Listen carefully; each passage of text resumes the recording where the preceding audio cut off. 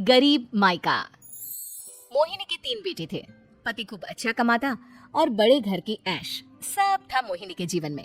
लेकिन एक चीज जो नहीं थी वो थी सुकून। मेरी बहन और मेरा भाई दोनों गरीब, लेकिन मैं मेरे पास तो नोट की बरसात है।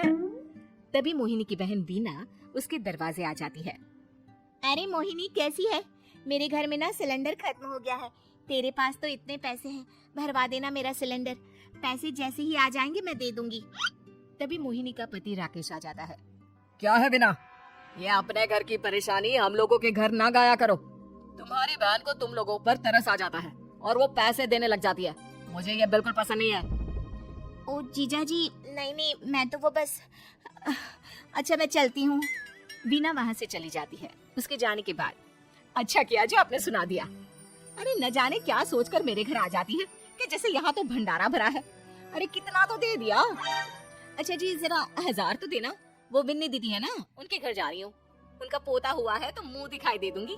हाँ, उन लोगों के आगे तो शो ऑफ किया करो। वो खुद को बड़ा अमीर शो करते हैं ना, दिखा दे कि तू भी किसी से कम नहीं है।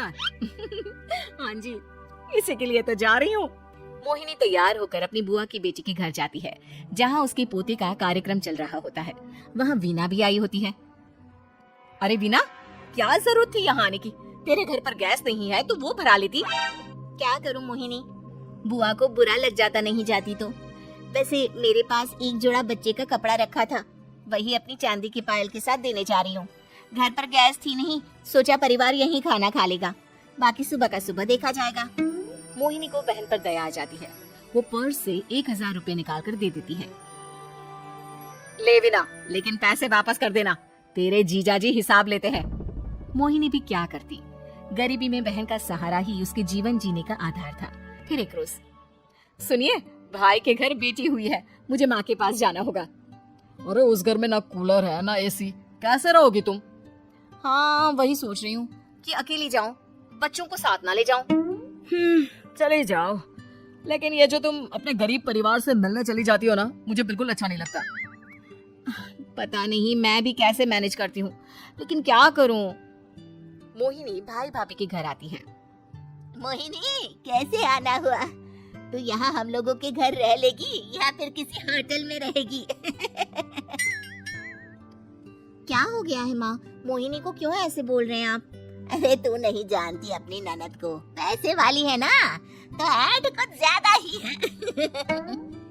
मोहिनी को माँ की बात का बुरा नहीं लगता है, क्योंकि उसे पता ही नहीं चलता कि माँ उसे जली कटी सुना रही है।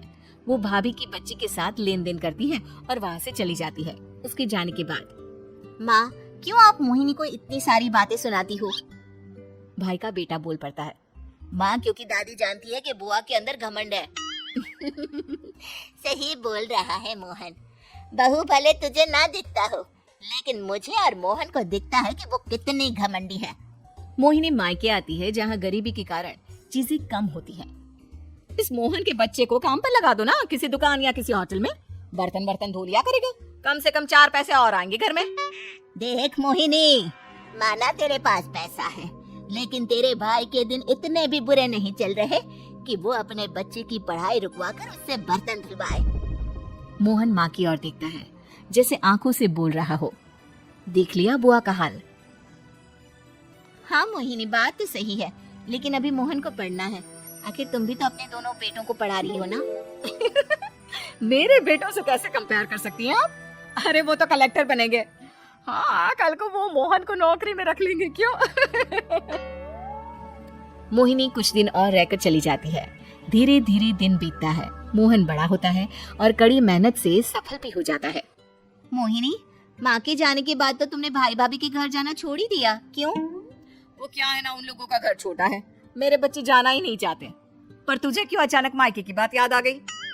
यार मेरा तो मायका है, भाई भाभी है, मेरा तो आना जाना लगा ही रहता है। हाँ, क्योंकि तुझे आदत है ना ऐसे छोटे से घर में और कम पैसे में रहने की। वैसे क्या खबर है आजकल मायके की अपने? अब वो घर छोटा और कम पैसे का नहीं रहा, क्योंकि मोहन तो बहुत बड़ा आदमी बन गया है। फिर क्या? मोहिनी भाभी को फोन करती है। मोहन किसी बड़ी कंपनी का मैनेजर हो गया है क्या भाभी? क्या ये सच है? हाँ मोहिनी दीदी, अब तो हम लोगों के गरीबी के दिन कट गए। आपके भाई ने कोई अच्छे कर्म किए होंगे जो हम लोगों का बेटा इतना अच्छा कमा रहा है। देख लो भाभी, पहले भी आपने कई गलतियां की थी, आप थोड़ा संभल कर चलना। भाभी को मोहिनी की बात समझ में नहीं आती कि वो क्या कहना चाहती है। फिर एक दिन वीना मोहिनी से कहती है, मोहिनी, हमारा भतीजा मोहन अच्छा कमा रहा है, क्यों ना मैं अपने बेटे की नौकरी के लिए उससे बात करूं। अरे बुआ का बेटा है, ये सोचकर मदद तो करेगा ना। हाँ हाँ क्यों नहीं करेगा, उसके बुरे दिन में तो हम भी खड़े थे। मोहन को वीना फोन करती है और अपने बेटे की मदद करने की बात करती है। हाँ हाँ बुआ क्यों नहीं, आप सिद्धार्थ को भेज दे, मैं अपनी ही कंपनी में उसकी नौकरी करवा देता हूँ। दिन बीतते हैं, अब वीना के हालात भी अच्छे हो जाते हैं। क्या बात है वीना, तूने भी कार ले ली, वो भी इतनी अच्छी। हाँ मोहिनी, अपने भतीजे के कारण तो हम लोगों के दिन अच्छे हो गए। उसने सिद्धार्थ की नौकरी लगवा दी है, वो भी शानदार। ठीक है, लेकिन पैसे ख्याल से खर्च करना। वो क्या है ना, पैसे आने आसान है लेकिन संभालने मुश्किल। मोहिनी घर पर अपने पति से बात करती है। देखो ना, सबके पास पैसे हैं। एक वक्त था जब मैं ही अमीर हुआ करती थी। लगता है कि ज्यादा दिन नहीं रह पाओगी। मेरी नौकरी को कुछ साल ही बचे हैं और तुम्हारे दोनों लड़के निकम्मे हैं। उन लोगों को बोलो ना कि नौकरी करे। तभी वहाँ मोहिनी के बेटे भी आ जाते हैं। अरे हमें क्या मोहन समझा है जो दिन रात गधे की तरह काम करते रहे। खैर, दिन फिरते हैं और मोहिनी के पति की नौकरी भी खत्म हो जाती है। मोहिनी क्या करे, थोड़े से पैसे में गुजारा नहीं हो रहा है। तो क्या करे, मेरी समझ में कुछ नहीं आ रहा। मोहन को बोलो ना कि वो इन दोनों के लिए नौकरी देखे, जैसे सिद्धार्थ के लिए नौकरी देखी है। मोहिनी क्या कहती, उसे अपने वो दिन याद आ जाते हैं जब उसने भाभी से मोहन को नौकर बनने की सलाह दी थी। क्या हो गया, क्या सोच रही हो मोहिनी? यही कि वक्त कभी भी किसी का भी पलट सकता है। ऊपर वाले से डर कर रहना चाहिए।